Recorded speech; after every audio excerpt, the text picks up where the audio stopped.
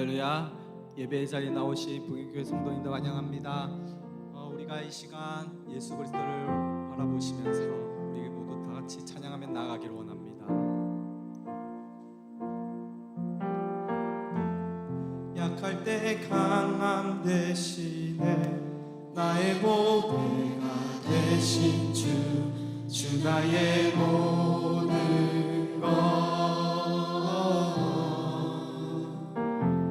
주 안에 있는 보물을 나는 포기할 수 없네. 주 나의 모든 것. 약할 때 강함 대신에, 약할 때 강함 대신에 나의 보배가 되신 주 나의 모든 것. 주 안에 있는 보물을 나는 포기할 수 없네. 주 나의 모든 것. 예수 어린 양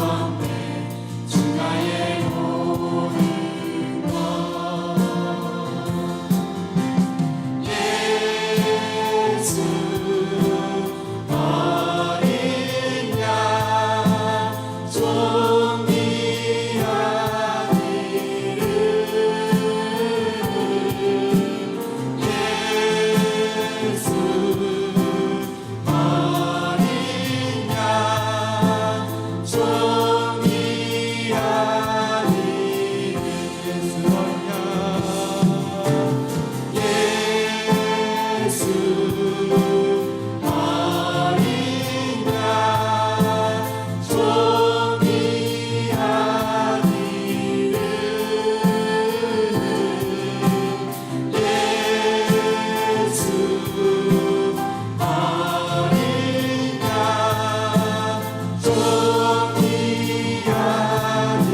이름,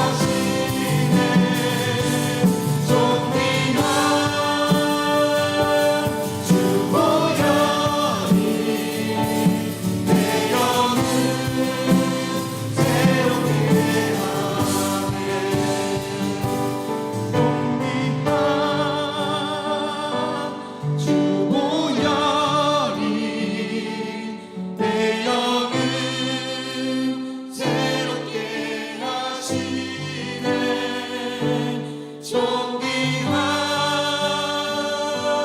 주 보혈이 내 영을 새롭게 하네.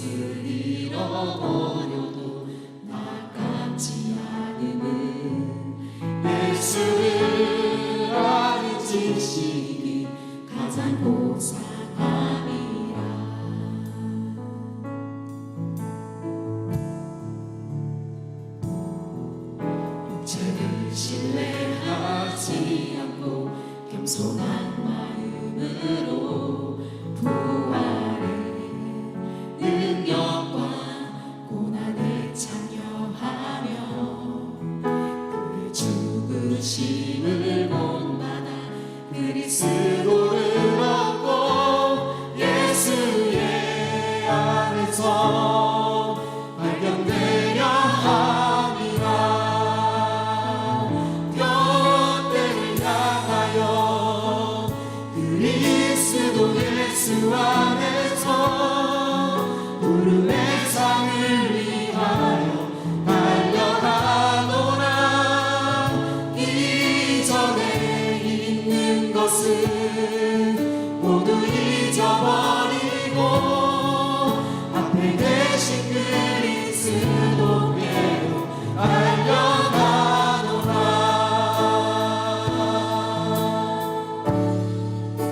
그대 유익하던 것을 다 해로 여기네. 구주를 위하여 모두 다 버린 모든 것을 잃어버려도 남지 않음은 예수를 아는 지식이 가장 고상함이라.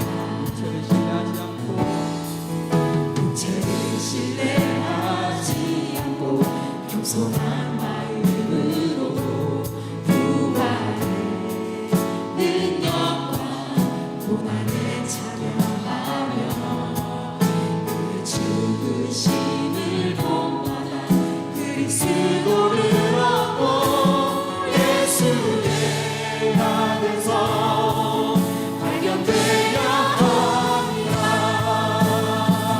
롯데를 향하여 그리스도 예수 안에서 부름의 상을 위하여 달려가노라. 이전에 있는 것은 모두 잊어버리고 앞에 계신 그리스도께로 달려가노라. 롯데를 향하여 그리스도 예수 안에서 부름의 상을 위하여 달려가노라.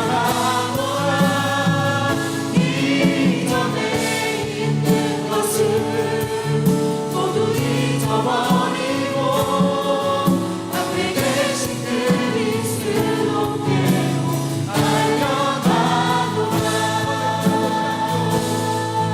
율법에서 난 것이 아니요 오직 그리스도를 믿는 믿음으로 난 것이라.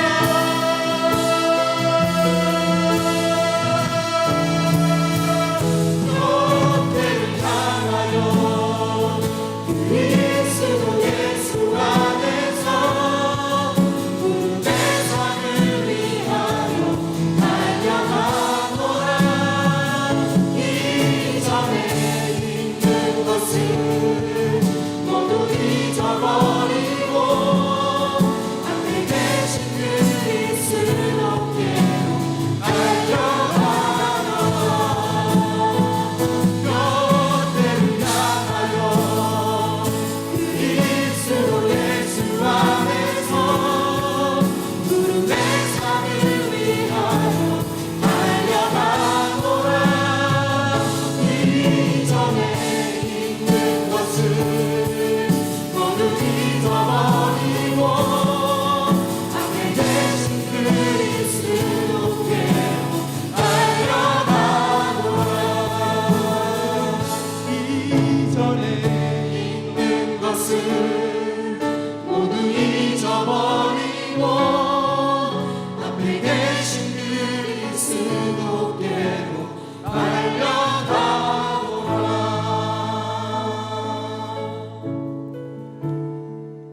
우리가 주님을 바라보시면서 더 깊은 예배 가운데로 나가기를 원합니다.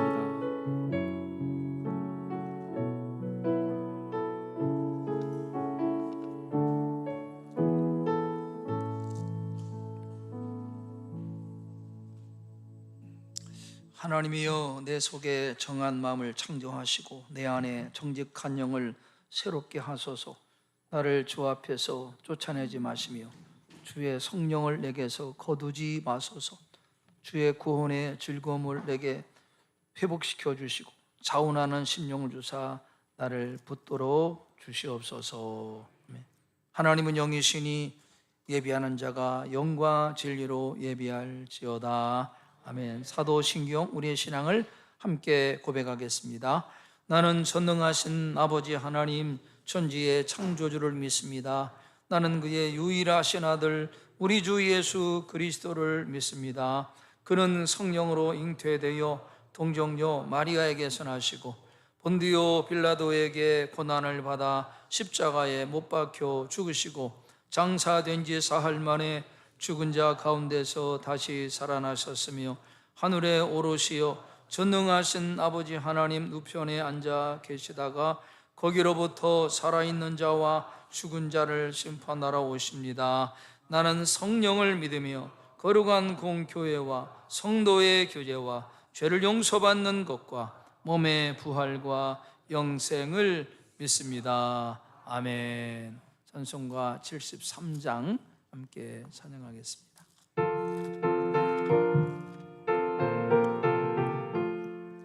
내 눈을 들어 두루 살피니 산악이라 날 돕는 구원 어디서 오나 그 어디선 하늘과 땅을 지은 여호와 날 도와주심 확실하도다. 주께서 나의 가는 곳마다 지키시며 졸지도 않고 깨어 계셔서 늘 지키네. 이스라엘을 지키시느니 쉬지도 않고 살펴주시네. 여호와 나의 보호자시니 늘 지키며 오른팔 들어 보호하시고 그늘 내는 낮에는 해가 상치 못하며 또 밤에 달이 애치 못하네. 여호와 나의 영혼 지키사 돌보시며 내 모든 죄를 사해 주시고 늘 지키네.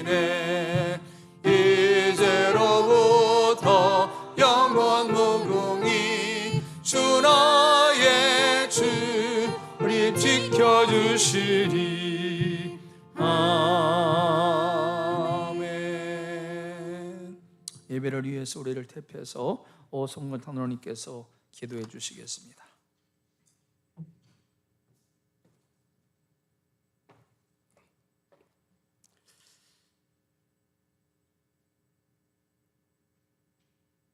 사랑과 은혜가 풍성하신 하나님 아버지,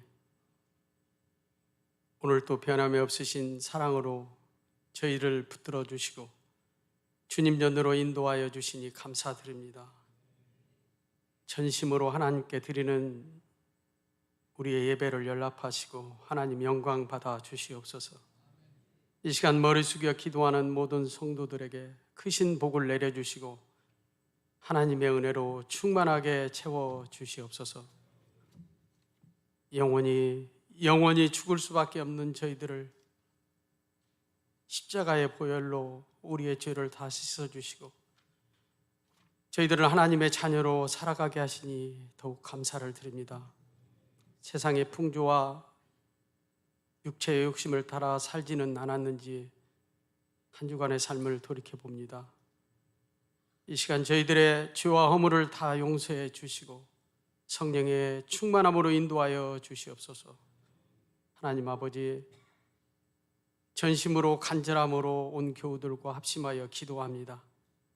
연약한 우리 성도들, 몸이 아픈 성도들, 마음을 아파하는 성도들에게 주님의 그 피 흘리심으로 채찍에 맞음으로 깨끗함을 허락하여 주시고 십자가의 그 보혈로 정결케 하사 일으켜 세워 주시옵기를 간절히 빌고 원합니다. 그리하여 저희들과 함께 예배하며 하나님께 영광을 돌려드리는 귀한 축제 예배를 올려드릴 수 있도록 인도하여 주시옵소서. 트루기에 선교 중인 방 집사님 붙들어 주시고 주의 오른손으로 붙들어 주사 기쁨과 감사함으로 인도하여 주시어서 하나님의 사역을 잘 감당하기에 조금도 부족함이 없도록 주님 인도하여 주시옵소서. 사랑하는 저희 교회를 통하여서 필리핀의 탕나야 아볼론 예수 영생교회 건축하게 하시고 또 감사 예배로 참석하게 하시니 감사함을 드립니다. 온 교우들이 주님을 향한 뜨거운 열정이 있게 하시고 하나님을 바라보며 주님께 영광을 돌려드리도록 부족함이 없도록 인도하여 주시옵소서. 사랑하신 하나님 아버지, 온 교우들 하나님의 선하신 뜻을 따라 깨어 정신을 차리게 하시고 빛의 자녀로 서로 나누며 전하며 증거하는 삶이 되게 하시기를 원합니다. 범사에 하나님을 인정하게 하시고 경외하며 악은 모양이라도 멀리하게 하시고 항상 감사하며 기뻐하고 기도로 승리하게 하여 주시옵소서. 이웃을 사랑하게 하시고 내가 받은 사랑을 전하며 저희 교회가 구원의 방주, 믿음의 방주, 선교와 전도의 사명 잘 감당하게 이전이 차고 넘치도록 역사하여 주시옵소서. 그리스도의 영이 충만한 교회로 세워 주시옵기를 간절히 빌고 원합니다. 서로 사랑하게 하시고 서로 돌아보게 하시고 서로 존중하며 한 마음으로 그리스도의 교회를 세워갈 수 있는 영광스럽고 아름다운 행복한 교회, 하나님을 기쁘시게 하는 부경교회가 되게 하여 주시기를 간절히 기도합니다. 사랑하신 하나님 아버지, 사랑하시는 사자 목사님 귀한 생명의 말씀을 이 시간도 사모하며 나왔습니다. 선포하시는 생명의 말씀을 듣고 행하여서 우리의 인생의 주인 되시는 예수님을 닮아가며 값진 열매 맺는 성도들이 다 되게 하여 주시고 기쁨과 감사로 살아가게 하여 주시옵소서. 성가대 찬양을 흠양하시고 크신 은혜로 내려 주시옵소서. 변함없이 수고하고 섬기며 헌신하는 모든 성도들의 섬김의 손길들을 기억하시고 더욱더 풍성하게 채워주시며 감사와 기쁨이 충만하게 하여 주시옵소서. 오늘 또 이 예배 가운데 운행하시며 역사하시고 충만하게 하실 주님을 찬양하며 십자가에서 죽으시고 부활하사 우리를 살리신 예수 그리스도의 이름을 받들어 간절히 기도하옵나이다. 아멘.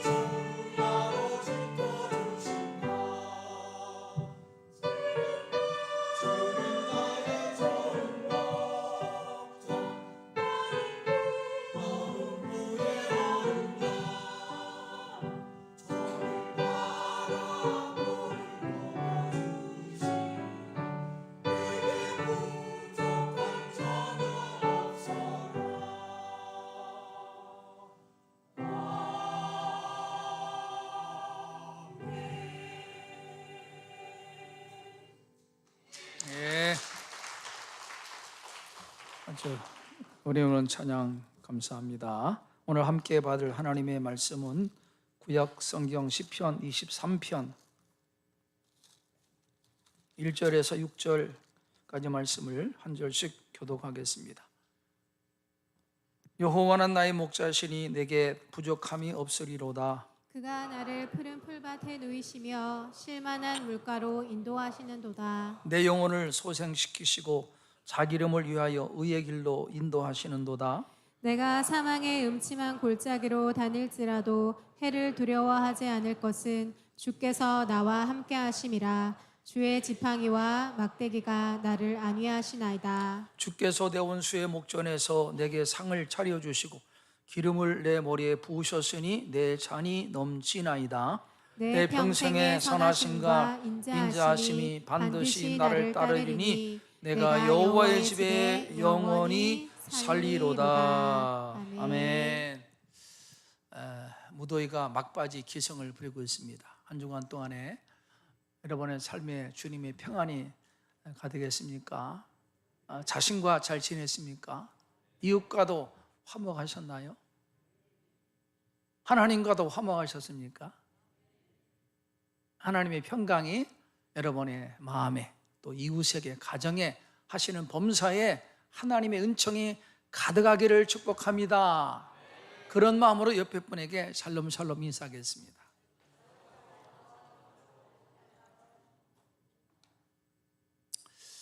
오늘 4절 말씀을 다시 한번 읽어보겠습니다. 4절 한번 같이 4절을 읽겠습니다. 내가 사망의 음침한 골짜기로 다닐지라도 해를 두려워하지 않을 것은 주께서 나와 함께 하심이라. 주의 지팡이와 막대가 나를 안위하시나이다. 아멘.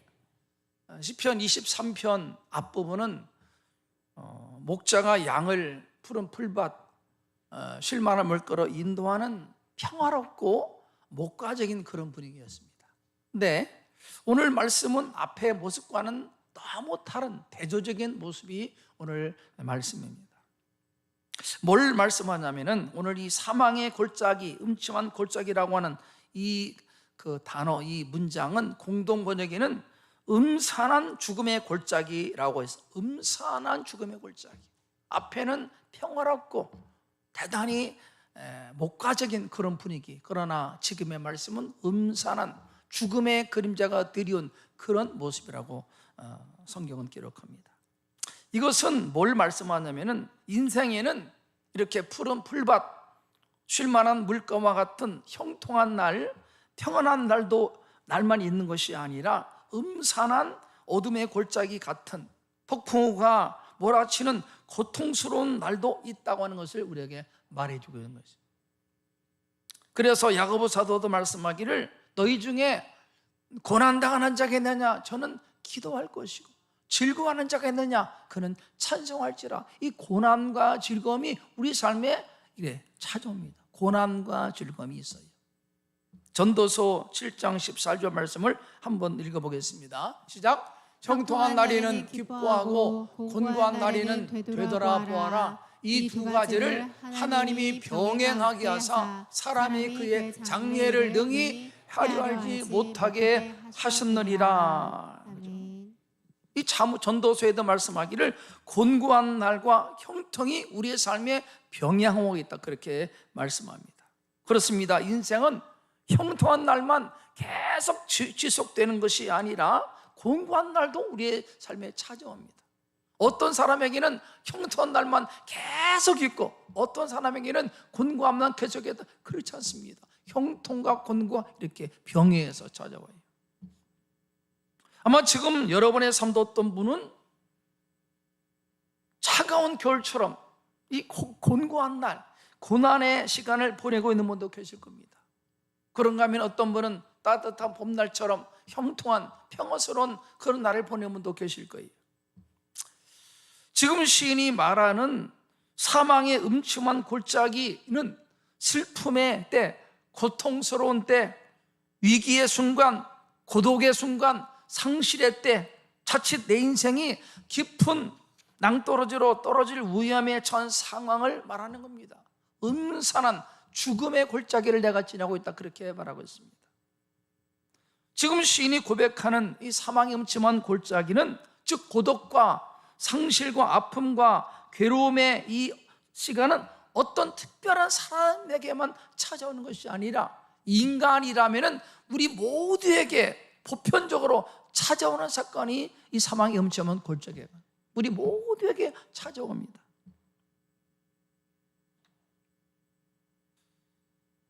역사를 볼 때 이스라엘 역사상 가장 위대한 성군이라고 하는 사람이 다윗입니다. 다윗은 이스라엘 사람이 가장 존경하는 위대한 성군입니다. 그 성군 다윗의 삶에도 이런 음산한 죽음의 골짜기 같은 일들이 수없이 많았습니다.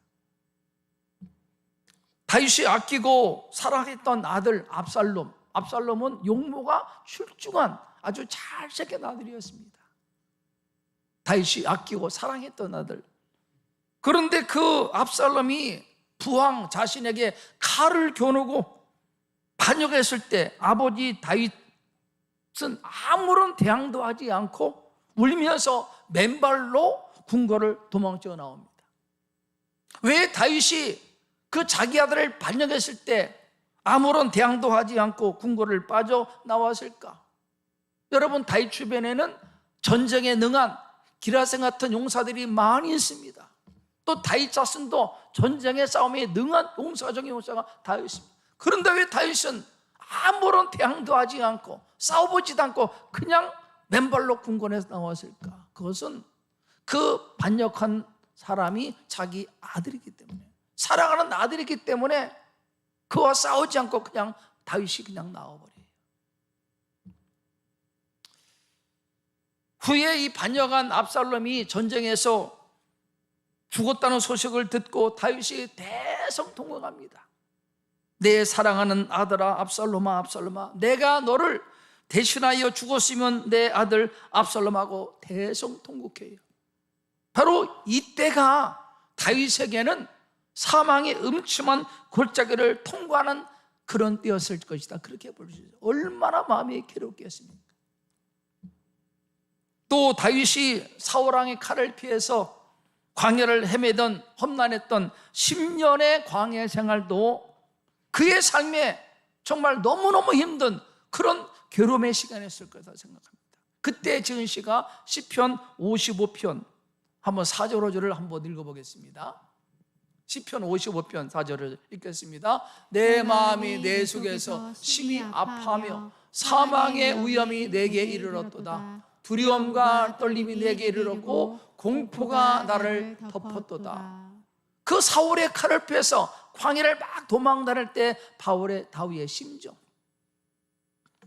두려움과 떨림이 내게 이르르고 공포가 나를 덮었다. 얼마나 힘들었습니까? 그렇겠습니까? 지금 다윗이 처해 있는 상황이 그만큼 힘들다. 이것이 바로 다윗이 경험한 사망의 음침한 골짜기라고 할 수 있습니다. 그런가 하면 다윗이 사울의 칼을 피해서 이방나라 블레셋에 정치적으로 망명했지만, 그러나 블레셋 사람들이 다윗을 죽이려고 하자 살해임을 느낀 다윗이 살기 위해서 침을 흘리며 미친 사람처럼 행세하는 그런 모습도 볼 수 있습니다. 얼마나 다급했으면 그렇겠습니까? 바로 이것도 시인이 고백한 사망의 음침한 골짜기 순간이었다, 그렇게 볼 수 있어요. 20세기 가장 위대한 복음 전도자를 뽑는다면 미국의 빌리 그레이엄 목사님이라고 할 수 있습니다. 위대한 복음 전도자, 많은 사람을, 수백만 명을 그리스도께로 인도한 위대한 복음 전도자. 그런데 그 아들 플랭클린 그리암이라고 하는 사람이 있는데, 이 아들이 방탕한 삶을 삽니다. 마약하고 알코올 중독에 빠지고 탕자 같은 삶을 살아요. 그러니 위대한 복음 전도자 그 목사님과 사모님 마음이 얼마나 힘들었겠습니까? 자신은 전 세계 다니면서 복음을 전하는데 정작 자기 아들은 마약에 빠지고 알코올 중독이 되고 방탕한 탕자 같은 삶을 사니까 얼마나 부모 마음이 아팠겠어요. 그러나 포기하지 않고 계속 기도합니다. 계속. 이 부모의 눈물의 기도를 하나님이 받으셔서 40세 때 이 프랭클린 글리암이 하나님을 극적으로 만나서 회심합니다. 회심. 그리고는 아버지들을 이어서 세계를 다니며 복음을 전하는 전도자가 됩니다. 특별히 방황하는 청소년들을 주님께로 인도하는 사역에 헌신합니다. 세계적인 복음 전도자의 아들이 방탕한 삶을 살았을 때 그 부모 마음이 얼마나 아팠겠는가. 바로 그때가 이 빌리 그레이엄 목사님의 삶 속에 죽음의 골짜기의 상황이었는가 생각합니다. 글로벌 대학으로 성장한 포항에 있는 한동대학교 초대 총장을 지내신 김영길 박사님, 고인이 되셨지만 나사 미국 항공우주국에서 근무할 정도로 세계적인 과학자이기도 합니다. 한동대학교 총장으로 취임했습니다. 그런데 여러 가지 복잡한 어떤 오해 모함 때문에 공금횡령으로 이 총장님이 구속돼서 차가운 감옥에 수감이 돼요. 얼마나 힘들었겠습니까? 아마 그때가 이 총장님에게는 그의 인생의 가장 힘든 사망의 음침한 골짜기이지 않았겠는가 생각할 수 있습니다. 그래서 다윗은 인생은 푸른 풀밭, 쉴만한 시내와 같은 평안하고 형통한 삶을 잇는 것이 아니라 음산한 죽음의 골짜기를 통과하는 고통스러운 날도 있음을 우리에게 말해주겠습니다. 중요한 것은 이렇게 인생 속에 찾아오는 사망의 음침한 골짜기를 맞이했을 때 어떤 생각, 어떤 마음, 어떤 자세를 갖는가, 이거 중요합니다. 우리 모두는 이런 고통을 다 맞이합니다. 그러나 냉철하게 말하면 내게 찾아오는 이런 고통이 내 인생을 무너뜨리는 것이 아니라 그 고통과 위기의 상황을 맞이하는 내 마음과 태도가 인생의 성패를 좌우한다는 것. 어떻게 맞이할 것인가? 어떤 마음으로? 양과 같은 우리들이 사망의 음침한 골짜기를 지날 때 잊지 말아야 될 것은 양들을 그 위험한 골짜기로 데리고 가는 그 목자의 의도, 목자의 마음을 알아야 됩니다. 목자의 마음. 그래서 성경은 하나님의 본심, 하나님의 마음을 알라. 하나님의 본심. 아브라함이 100세 얻은 아들을 하나님께서 그 독자 이삭을 바치라고 하나님께서 말씀하십니다. 윤리적으로 도덕적으로 어떻게 이런 일이 있을 수 어떻게 하나님이 그럴 수 있는가? 근데 아브라함이 하나님의 마음을 알아요. 하나님의 본심, 하나님의 마음을. 그래서 기꺼이 자기 아들 독자 이삭을 하나님께 번제로 드립니다.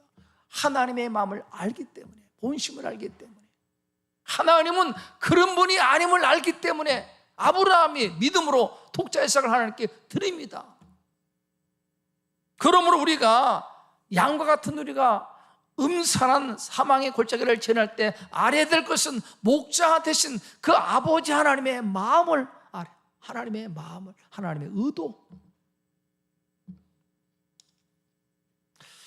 첫 번째 우리가 어떤 마음을 가져야 되는가 하면은 내가 경험하고 있는 이 사망의 음침한 골짜기, 고통스러운 일들을 믿음의 눈으로, 믿음으로 바라보는 것이 중요합니다. 믿음으로, 믿음의 시각으로. 하나님을 믿지 않는 불신자들은 그런 고통스러운 상황을 맞이할 때 죄수다, 팔자다, 그러나 우리들은 그런 생각이 아니라 믿음의 관점, 하나님의 뜻이 무엇일까? 하나님의 의도가 무엇일까? 하나님의 본심을 헤아리는 것. 그래서 믿음의 눈으로 바라볼 때 거기에 답이 나오는 겁니다. 믿음의 눈을 가지고. 팔레스타인 목자들은 여름이 찾아오면은 목장의 양떼를 이끌고 집을 나선답니다. 그리고 목자들은 산골짜기와 흐르는 강을 지나서 높은 산악지대, 펼쳐진 넓은 초원으로 양떼를 이끌고 하는데, 그리고는 그 높은 고원에 위치한 방목장에서 한철을 보내고 눈발이 흩날리는 겨울이 오면 다시 양떼를 몰고 집으로 돌아온다고 합니다. 이것이 팔레스타인 지역에 사는 목자들의 어떤 스케줄이라고 합니다.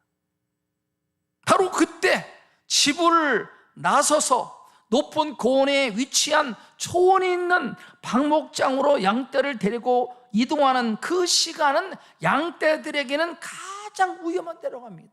그 시간이 자칫 사나운 냉수에게 습격을 받을 수도 있고, 거친 산지의 지형 때문에 발을 헛디뎌 낭떠러에 떨어질 수 있고, 세차게 흐르는 강물의 위험에 떠내려갈 수 있기 때문에 바로 그때가 이 양들이 그 높은 고원 초지에 이동하는 때가 가장 위험한 때라고 합니다. 그때가 바로 사망의 음침한 골짜기를 지나는 때입니다. 그때가. 우리가 여기서 한 가지 기억할 것은, 목자가 그 양들을 이끌고 험한 지형, 위험한 골짜기를 지나는 이유가 무엇인가? 왜 그럴까? 왜 그럴까? 목자가 양들에게 두려움을 주려고, 고통을 주려고, 낭떠러지에 떨어뜨리려고 한 것이 아니라 그 양들에게 넓은 초원, 쉴만한 물가로 인도하기 위해서 양들에게 풍성한 꼴을 먹이려고 그렇게 이동하는 거예요. 이걸 아셔야 돼요. 우리가 양이라면은 우리를 이끌어가는 하나님의 의도, 목자의 마음, 하나님의 본심을 알아야 그 속에서도 원망하지 않고 하나님을 바라보게 된다는 사실입니다. 여러분, 목자가 이렇게 양들에게 더 좋은 꼴을 먹이려고 때로는 험한 지형을 지나갑니다. 때로는 위험한 강을 건넙니다. 그러나 양들은 목자의 마음을 알면 안심합니다. 두려워하지 않습니다. 목자의 의도를 알기 때문에. 우리도 마찬가지입니다.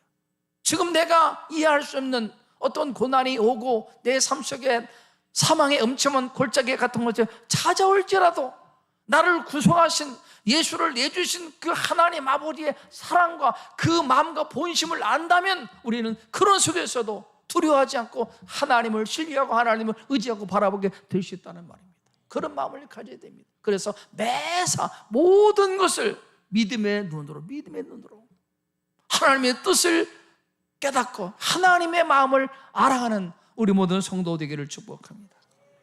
인생에도 때로 이해할 수 없는 고통의 순간, 곤고한 날, 죽음의 골짜기를 맞을 때가 종종 있습니다.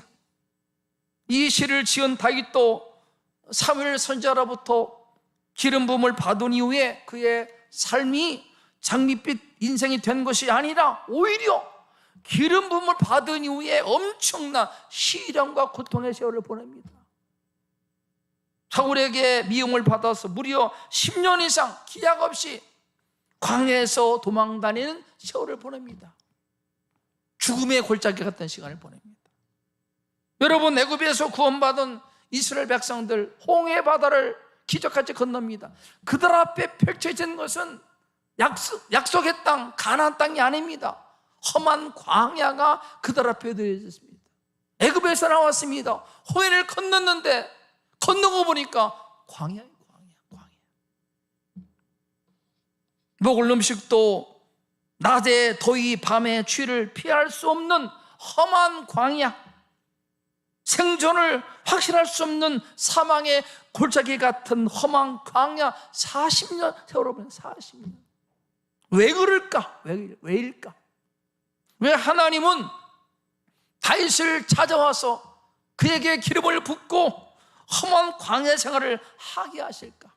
왜 하나님은 이스라엘 백성을 애굽에서 건져내시고 홍해를 건너게 하시고는 곧바로 가나안 땅으로 인도하지 않고 험한 광야 40년을 왜 지내게 했을까? 이유가 무엇일까? 악해서 고통받으라고, 괴로움을 주려고? 아닙니다. 하나님은 그런 분이 아니셔요. 한번 따라서, 하나님은 그런 분이 아니십니다. 그런 마음. 어떻게 그럴 수 있어요? 그게 하나님은 그런 분이 아니다. 누가 뭐라고 비방해도 우리들은 하나님은 그런 분이 아니야, 이런 마음을 가져야 돼. 하나님 그런 분 하나님입니다. 험한 광야 생활 40년, 이 인생 광야길. 신명기에는 이렇게 말씀합니다. 이는 너를 낮추시고 시험하사 너의 마음이 어떠한지, 하나님의 말씀을 지키는지 안 지키는지 알려함이라. 마음을 알리기 위해서 마음을 전심으로 여호와를 경외하고 하나님을 의지하는 그 마음을 훈련시키려고 광야를 지나가셨다. 위대한 다윗의 영성이 언제 훈련받았습니까? 광야 생활을 통해서 하나님을 의지하고 주님을 찬양하고 전심으로 하나님만 바라보는 그 영성은 전부 다 광야 때, 광야 시간. 이스라엘 백성 애굽에서 나왔습니다. 430년간 노예생활을 하다가 애굽에서 나와서 홍해를 건너서 바로 가나안 땅에 들어가면 그 가나안 땅의 복을 못 누립니다. 노예의식 때문에, 노예 근성 때문에. 그래서 하나님은 40년 동안 전심으로 하나님을 의지하고 하나님을 바라보고 하나님의 말씀에 순종하는 훈련을 시킨 겁니다. 40년 광야, 헛되지 않은 시간이에요. 여러분, 그러므로 여러분에게 닥친 사망의 음침한 골짜기만 보지 말고 광야만 보지 말고 그 광야 가운데 하나님의 마음을, 하나님의 본심을 볼 수 있는 믿음의 성도 되기를 축복합니다. 시편 84편 6절 7절 한번 읽어보겠습니다. 시작. 그들이 눈물 골짜기로 지나갈 때에 그곳에 많은 샘이 있을 것이며 이른 비가 복을 채워주나이다. 그들은 힘을 얻고 더더 나아가 시온에서 하나님 앞에 각기 나타나리이다. 여기에 눈물 골짜기, 원문은 메마른 골짜기, 그런 뜻이에요. 예루살렘 성전을 향해 올라오는 순례자들이 마지막으로 성전에 가기 전에 묵는 숙소, 그곳은 전혀 물을 구할 수 없는 메마른 골짜기, 눈물의 골짜기라고 하는 겁니다. 여러분, 이해할 수 없잖아요. 그 건조한 땅, 팔레스타인 땅에서 성전을 향해서 올라가는 순례객들이 마지막 머무는 그 숙소가, 오아시스가 있는 거 얼마나 좋습니까? 물이 풍성한. 그런데 그 숙소가 메마른 땅입니다. 눈물의 골짜기, 건조한 골짜기예요. 왜 그럴까? 거룩한 예루살렘 성전에 들어가기 전에 하룻밤을 묵는 그곳이 마실 물도 없는 건조한 메마른 눈물의 골짜기라고 하는 것은 우리에게 주는 교훈이 있는 거예요. 여러분, 기독교의 핵심 교리는 십자가 부활합니다. 십자가 부활이 기독교 핵심 중에 핵심 교리, 십자가 부활. 그런 말이 있습니다. 십자가를 통과하지 않고는 부활의 영광을 누릴 수 없다. 노 크로스, 노 크라운. 십자가를 통과. 십자가를 통과. 십자가를 통과하지 않고는요, 부활의 영광을 누릴 수 없어요. 아주 중요한 것입니다. 십자가는 눈물의 골짜기, 사망의 음침한 골짜기, 내 자아가 깨어지고 높아진 교만함이 깨어지고 세상을 향한 헛된 마음이 깨어지는 그 순간, 십자가 이것이 깨어져야 부활의 영광을 누리는 겁니다. 십자가를 통과시켜 영광스러운 부활의 영광 이르게 된다는 것을 저는 계속 말씀합니다. 사울 왕과 다윗 왕의 차이가 무엇입니까? 사울 왕은 눈물의 골짜기, 광야, 사망의 음침한 골짜기를 통과하지 않고 얼떨결에 왕이 된 사람이 사울입니다. 다시 말하면 십자가, 자기의 죽음을 통과하지 않고 왕의 자리에 오른 사람이 사울이요.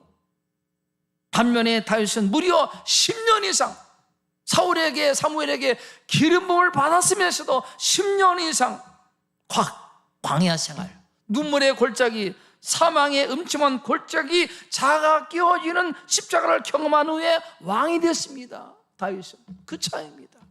결과가 어떻게 됐습니까? 사울은 왕이 되자마자 교만해져 가지고 하나님의 왕되심을 인정하지 않고 말씀을 거역하고 결국은 자기 마음대로 왕 노릇하다가 하나님께 버림받습니다. 버림받아요. 그런데 다윗은 하나님을 경외합니다. 광야를 통해서 여호와를 경외를 배웠어요. 순종을 배웠습니다. 자아가 깨어졌어요. 왕이 되자마자 교만하지 않고 여호와를 경외하고 하나님을 찬양하고 하나님의 말씀에 순종하는, 그래서 이스라엘 역사상 가장 존귀한 성군이 됩니다. 하나님께서 다윗 언약, 너의 가정 속에 왕권이 영원할 것이, 엄청난 복을 받습니다. 다윗이 십자가를 통과했기 때문에. 성도 여러분, 지금 혹시 사망의 음침한 골짜기를 지나고 있습니까? 메마른 눈물의 골짜기를 지나고 있습니까? 낙심하지 말고 하나님의 본심을 알고 오히려 눈을 들어 여호와를 바라보고 하나님의 그 중심을 마음에 품고 소망 중에 살아가는 우리 성도 되기를 주의 이름으로 축복합니다. 분명한 것은 지금 내가 겪고 있는 이 음침한 골짜기, 사망의 골짜기, 메마른 골짜기가 내 인생의 종착점이 아닙니다. 아니에요. 지나가는 겁니다. 통과하는 겁니다. 내가 사망의 음침한 골짜기를 지날지라도, 다닐지라도 과정이야, 과정. 주께서 예비하신 그 조언, 신만한 물가로 인도하기 위해서 지나가는 겁니다. 과정이야, 과정. 거기가 내 인생의 종착점이 아니에요. 어떤 목자가 험한 골짜기에 양도를 내버려 두겠습니까? 인도하는 겁니다. 이끄시는 겁니다. 오늘 다윗이 고백합니다. 내가 사망의 음침한 골짜기를 다닐지라도, 지나갈지라도, 과정입니다. 과정. 사망의 음침한 골짜기 내 인생의 마지막이 아니다, 끝이 아니다, 지나간다, 그런 마음을 가지니까 다윗이 하나님을 신뢰하고 소망을 갖는 것입니다. 선한 목자 하나님은 우리를 이끌어 가십니다. 조언을 주시려고, 실만한 물가 주시려고 우리를 이끌어 가심을 믿고 더욱더 하나님을 신뢰하고 소망을 갖는 우리 부경성도 되기를 축복합니다. 그러므로 위험한 골짜기 지날 때 조심할 것은 목자의 마음과 의도를 불신하는 겁니다. 그 하나님을 의심하고 원망하고. 여러분, 그래서 마귀가 이 사망의 골짜기를 지날 때 마귀가 유혹합니다. 우리를 공격합니다. 하나님을 불신하게 하고 의심하게 하고 원망에 빠지게 하고 체념하게 하고 속는 거예요. 하나님과의 관계를 갈라놓으려고 합니다. 에레미야 29장 11절 한번 읽어보겠습니다. 에레미야 29장 11절 읽습니다. 여호와의 말씀이니라 너희를 향한 나의 생각을 내가 아나니 평안이요 지향이 아니니라 너희에게 미래와 희망을 주는 것이니라. 하나님의 본심, 너희를 향한 내 마음이 그렇다는 겁니다. 지향이 아니라, 이 사망의 엄청 골짜기가 아니라 평안이다, 미래 소망을 주려는 것이라. 이것이 하나님의 본심, 하나님의 마음이에요. 마음. 성숙한 자녀는 부모님의 마음을 압니다. 헤아려. 부모님의 본심을 알기 때문에 노여하지 않아요. 부모님을 알기 때문에 감사합니다. 순종하는 거예요. 우리 모든 성도님들 성숙한 하나님의 자녀가 돼서 하나님을 오해하고 하나님을 불신하지 말고 더 신뢰하고 하나님을 더 의지하는 우리 성도 되기를 바랍니다. 그래서 다윗이 말합니다. 내가 처한 사망의 음침한 골짜기일지라도 나는 결국 하나님께 대해서 의심하지 않고 원망하지 않고 하나님의 본심을 알기에 그분의 음성의 귀를 기리고 나는 하나님 앞에 감사한다, 그렇게 고백하는 것입니다. 기억할 것은 내가 처한 사망의 음침한 골짜기가, 눈물 골짜기가 내 인생의 마지막이 아님을 기억하고 지나가는 것입니다. 더욱더 하나님을 신뢰하고 소망하는 우리 성도 되기를 축복합니다. 또 하나, 다윗이 사망의 음침한 골짜기를 지나면서도 두려워하지 않았던 것은 하나님의 마음을 알았기 때문이고, 또 하나는 목자 되신 하나님께서 함께 하심을 믿었기 때문에 하나님이 나와 함께 하신다, 함께 하신다. 인생 여정, 사망 음침한 골짜기를 지날 때 사람들이 찾아오는 감정은 두려움이에요. 두려움. 모든 것을 잊어버릴까? 사람들에게 잊혀질까? 하는 두려움. 그럼 이 두려움 때문에 낙심하는 거죠. 어떻게 될지 모른다고 하는 두려움 때문에 사람들이 걱정합니다. 오늘 본문에 다윗이 말, 내가 사망의 음차기를 지날지라도 해를 두려워하진다. 이 해는 태양빛이 아니라 악의 세력, 나를 해롭게 하고 내 인생을 무너뜨리는 악한 세력 두렵지 않다라고 말합니다. 두렵지 않다. 바울은 이 악한 세력의 정체에 대해서 분명히 말씀했습니다. 우리의 싸움은 혈과 육이 아니고 공중의 권세 잡은 악한 영들과의 싸움이다, 그렇게 말합니다. 특별히 악한 영은 우리가 사망의 골짜기, 인생의 곤고한 날에 우리를 공격합니다. 불신하게 하고, 의심하게 하고, 원망하게 하고, 포기하게 하고, 관계를 깨뜨리고, 마귀가. 그렇기 때문에 사망의 음침 골짜기를 지나는 상황은요, 영적 싸움 이기셔야 됩니다.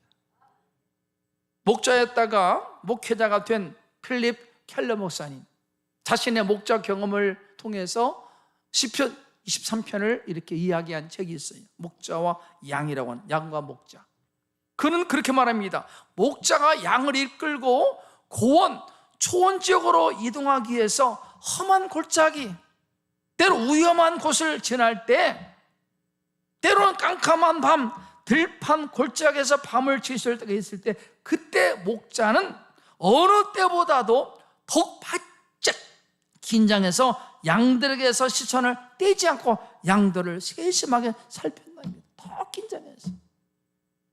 우리가 고난에 처할 때 주님은 더 살피십니다. 더 돌봐주셔요. 바짝 긴장해서.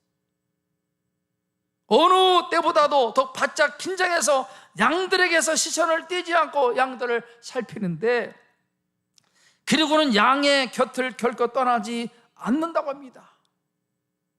그래서 그런 위험의 상황에서도 양들은 편안하게 잠을 자는데, 그것은 목자가 자기들 곁에 가까이 있다는 것을 알기 때문에 양들은 편안하게 잠을 잘다는 거예요. 그래서 목자는 자신이 양들에게 가까이 있다는 것을 알리기 위해서 피리도 불고 노래도 부르고 사이사이 막대기로 바위를 두들기면서 자신의 존재를 양들에게 알린답니다. 걱정하지 말라, 두려워하지 말라, 내가 너희와 함께 있다, 가까이 있다 라고 하는 것을 알린다는 겁니다. 내가 너희 곁에 있다, 안심하라. 그러면 양들은 비록 깜깜한 골짜기, 들판이라도 기쁨의 소리를 내면서 모든 두려움 불안을 떨쳐버리고 편안하게 잠을 잔다는 거예요. 목자가 자신의 곁에 있음을 알리는 사인이 뭡니까? 하나님의 말씀. 하나님 지금도 계속해서 말씀을 보내서 내가 함께한다 우리에게 알립니다. 함께한다, 두려워하지 말라, 내가 함께한다, 계속 말씀하세요. 그 하나님의 말씀하심에 우리의 반응은 뭡니까? 기쁨의 노래입니다. 찬양이야, 찬양. 하나님 감사합니다, 신뢰합니다. 찬양을 화답하는 거죠. 그래서 복음서에도 주님께서 종종 내니 두려워하지 말라, 내니 두려워하지 말라 계속 말씀하세요. 하나님이 함께 하십니다. 내 곁에 계십니다. 하나님께서 역사 속에 보내신 그리스도 구원자, 이름이 두 가지입니다. 하나는 예수, 이는 자기 백성을 우리 죄에서 구원할 자 예수. 또 하나 이름 뭡니까? 임마누엘, 우리와 함께 하신다, 함께 하신다. 예수, 우리의 죄를 용서하신 분. 또 하나 이름은 임마누엘, 우리와 함께 하시는 분. 예수님께서 공생에 다 마치시고 하늘로 승천하시면서 우리에게 약속하셨습니다. 선물 뭡니까? 내가 너에게 보혜사 성령을 보내주겠다. 보혜사 성령, 뜻이 뭡니까? 파라클레토스, 우리 곁에 나와 함께 하시는 분, 나를 돕는 자, 위로자, 도우시는 분, 성령님. 요한복음 14장 16절 읽어보겠습니다. 시작. 내가 아버지께 구하겠으니 그가 또 다른 보혜사를 너에게 주사 영원토록 너희와 함께 있게 하리니. 그 보혜사 성령님 우리 안에 영원히 함께 하십니다. 함께 하셔. 도우심으로 함께 하셔. 성령님, 우리 안에 성령님이 영으로 계시잖아요. 예수의 영, 하나님의 영이 내 안에 계십니다. 언제까지? 영원토록. 그래서 그 하나님의 임재 때문에 우리가 두려움을 떨치고 편안하게 하나님을 바라보고 찬양하는 겁니다. 여러분, 사망의 음침한 골짜기를 지날지라도 두려워하지 마십시오. 하나님이 함께 하십니다. 그리고 선하게 인도하십니다. 좋은 곳으로 이끌어 가시는 거예요. 두려워하지 말고 영적 싸움에서 이기는 우리 부경 성도 되기를 축복합니다. 이제 말씀을 결론 짓겠습니다. 인생은 푸른 초장, 쉴만한 물가만 있는 것이 아니라 때로 사망의 음침한 골짜기를 지날 때도 있습니다. 그러나 사망의 음침한 골짜기, 눈물 골짜기, 아픔과 상실과 고난의 때 우리의 종착지가 아닙니다. 아니에요. 하나님이 지나가게 하십니다. 지날지라도 과정이야, 과정. 거기에 내 인생의 마지막이 아닙니다. 하나님께서 인도하십니다. 더 좋은 곳으로 이끌어 가시는 겁니다.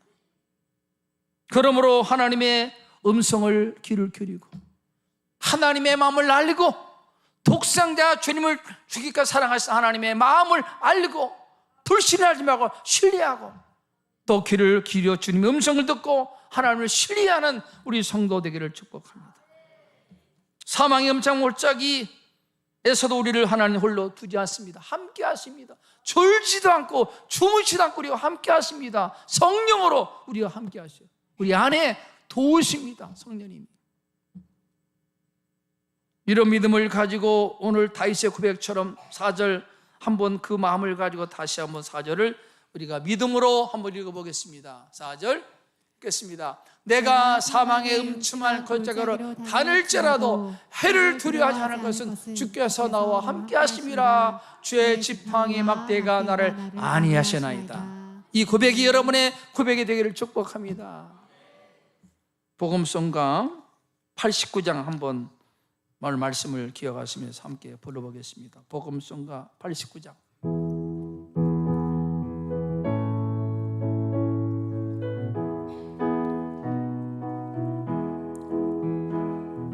나의 등 뒤에서 나를 도우시는 주, 나의 인생 길에서 지치고 고나여 매일처럼 주저앉고 싶을 때 나를 밀어주시네. 일어나 걸어라 내가 새 힘을 주리니. 일어나 너 걸어라 내 너를 도우리. 나의 등 뒤에서 나를 도우시는 주, 평안히 길을 갈 때 보이지 않아도 지치고 고라여 넘어질 때면 다가와 손 내미시네. 일어나 걸어라 내가 새 힘을 주리니. 일어나 너 걸어라 내 너를 일어나 걸어라. 일어나 걸어라 내가 새 힘을 주리니. 일어나 너 걸어라 내 너를 도우리. 기도하겠습니다. 그렇습니다. 다윗도, 위대한 성군 다윗도 수많은 음산한 죽음의 골짜기를 통과한 사람이 연약하기에 제한되기에 인생 속에 원하지 않는 고난이 찾아옵니다. 그럴지라도 재수가 없다, 팔자가 사납다, 아닙니다. 하나님의 뜻이 있는 것입니다. 목자 되시는 주님의 마음을 여러분 헤아리십시오. 하나님의 본심, 하나밖에 없는 독생자 우리에게 내주기까지 우리를 사랑하시는 하나님께서 왜 고통을 일부러 주시겠어요? 아닙니다. 우리를 더 좋은 곳으로, 초원으로 인도하시려고 우리를 이끌어 가시는 겁니다. 그리고 사망의 음참 골짜기 순간 하나님은 우리를 홀로 버려두지 않고 함께 하십니다. 성령으로 내 안에 나와 동행하십니다. 함께 하십니다. 그래서 양들은 안심하고 노래합니다. 찬양합니다. 하나님 말씀을 통해 목자 되신 하나님의 마음과 계획과 의도를 알려주시니 감사합니다. 원치 않는 고난의 상황을 맞이하더라도 원망하며 체념하며 절망하지 않게 하시고 눈을 들어 하나님을 바라보고 하나님의 계획을 바라보고 하나님께서 나와 함께 하심을 믿고 우리도 하나님을 노래하고 찬양할 수 있도록 은혜를 베풀어 주시옵소서. 하나님께서 합력해서 가장 좋은 곳으로 우리에게 허락하시고 인도해 주실 줄 믿습니다. 그 하나님을 찬양합니다. 예수님의 이름으로 기도드리옵나이다. 아멘. 찬송가 370장 함께 찬양하겠습니다.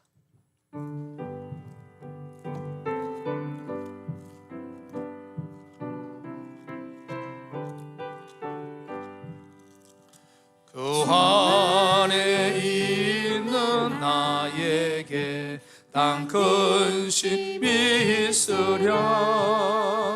십자가 밑에 나아가 죄짐을 불었네. 주님을 찬송하면서 할렐루야 할렐루야. 내 악일 멀고 험해도 나 주님만 따라가리. 그 두려움이 변하여 내 기도 되었고 전날의 한숨 변하여 내 노래 되었네. 주님을 찬송하면서 할렐루야 할렐루야. 내 악일 멀고 험해도 나 주님만 따라가리. 내 주는 자비하소서 늘 함께 계시고 내 궁핍 밤을 아시고 늘 채워주시네. 주님을 찬송하면서 할렐루야 할렐루야. 내 앞길 멀고 험해도 나 주님만 따라가리. 내 주와 맺은 언약은 영불변하시니 그 나라 가기까지는 늘 보호하시네. 주님을 찬송하면서 할렐루야 할렐루야.